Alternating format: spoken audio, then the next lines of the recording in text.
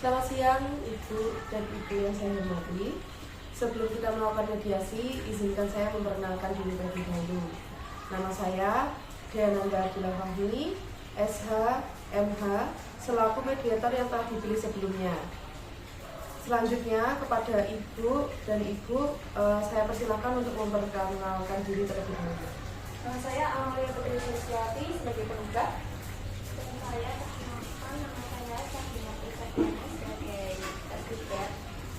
Baiklah, di sini langsung saja ya saya jelaskan bahwa berdasarkan peraturan MA nomor 1 tahun 2016 tentang proses mediasi di pengadilan dalam pasal 4 disebutkan bahwa penyelesaian sengketa perdata yang diajukan di tingkat pertama wajib terlebih dahulu diupayakan penyelesaiannya melalui perdamaian dengan bantuan seorang mediator. Ibu dan Ibu setelah sepakat menunjuk saya sebagai mediator. Selanjutnya saya terangkan terlebih dahulu tentang mediasi ya. Jadi mediasi ini adalah salah satu cara penyelesaian sengketa melalui proses perundingan untuk memperoleh kesepakatan bagi para pihak dengan dibantu oleh mediator. Saya selaku mediator yang akan memfasilitasi negosiasi ini. Namun sebelum saya memulai mediasinya ini, saya akan menjelaskan terlebih dahulu beberapa tahapan untuk mediasi.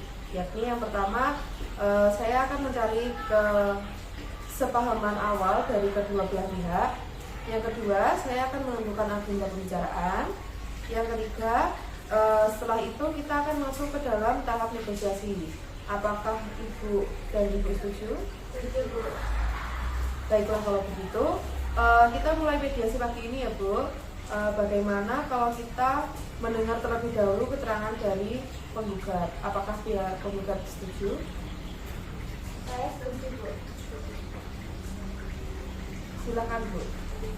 Terima kasih sebelumnya. Jadi begini Bu, tergugat membeli satu unit motor Honda layak tipe Beat Street CBS di dealer kami pada Kamis 23 September 2019 seharga Rp26.460.000.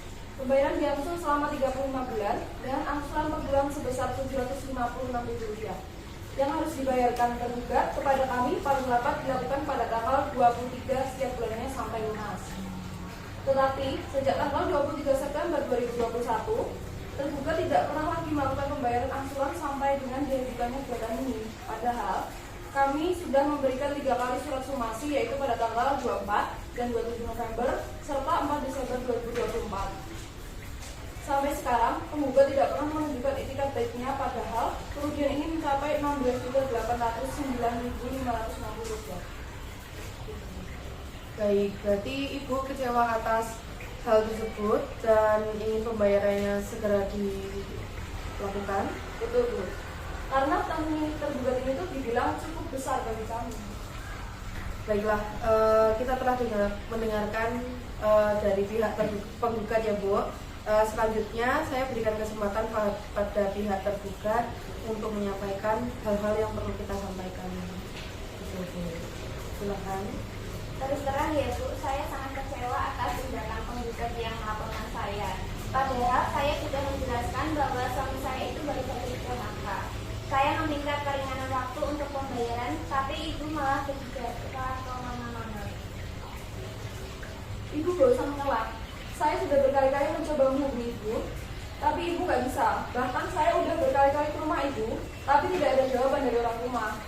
Kalau memang ada itikat baik, seharusnya Ibu tuh merespon dan mendatangi kami, bukan malah berdiam diri dan memberikan kesan tidak bertanggung jawab. Ibu ini harap tenang ya Bu. Kalau pihak lain berbicara, pihak lainnya juga harus mendengarkan. Itu agar kita dapat mengerti kemauan dari masing-masing pihak. Kalau seperti ini, tahap mediasi tidak bisa dilanjutkan. Bagaimana Bu? Maaf Bu, silahkan dilanjutkan. Silakan dilanjutkan Bu. Jadi begini Bu, saya menyadari betul atas keterlambatan saya dalam membayar cicilan dan malah tidak mendatangi pihak penggugat untuk menjelaskan secara langsung kondisi saya.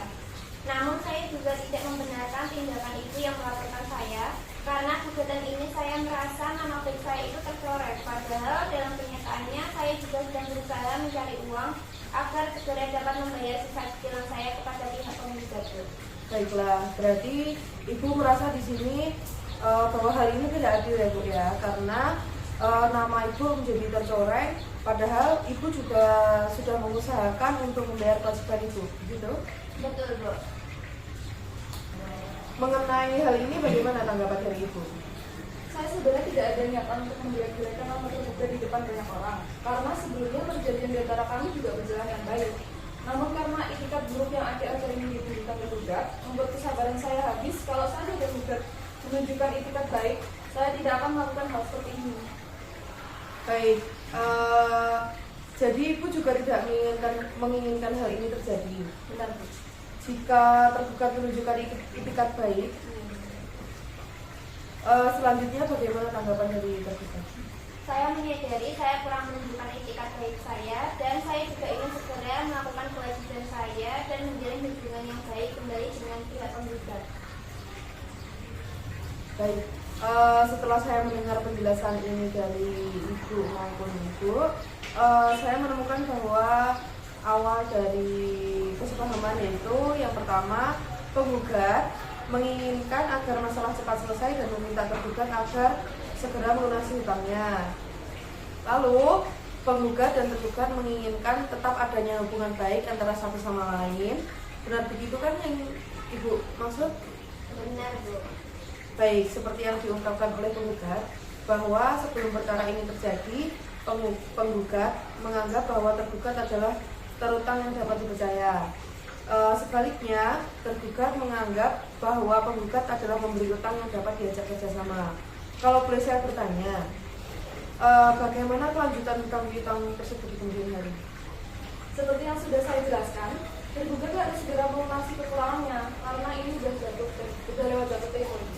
Baik, jadi Ibu ingin tergugat agar segera melunasi hutangnya? Iya. Begitu? Baik, setelah saya mendengar penjelasan dari pihak penggugat, apakah ada tanggapan dari tergugat? Iya, Bu, sebenarnya saya kecewa terhadap penggugat yang begitu gegabah sampai harus melakukan mediasi seperti ini. Padahal kan bisa dibicarakan secara kekeluargaan dan saya pasti akan membayar hutang saya.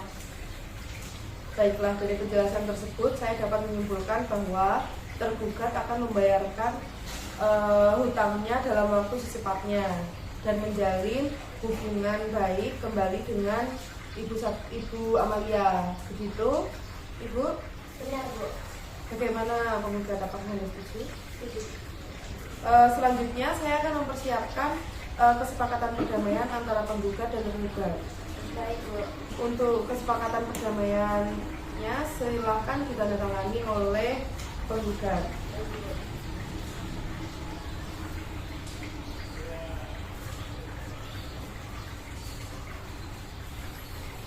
Dan untuk selanjutnya tergugat silakan ditandatangani.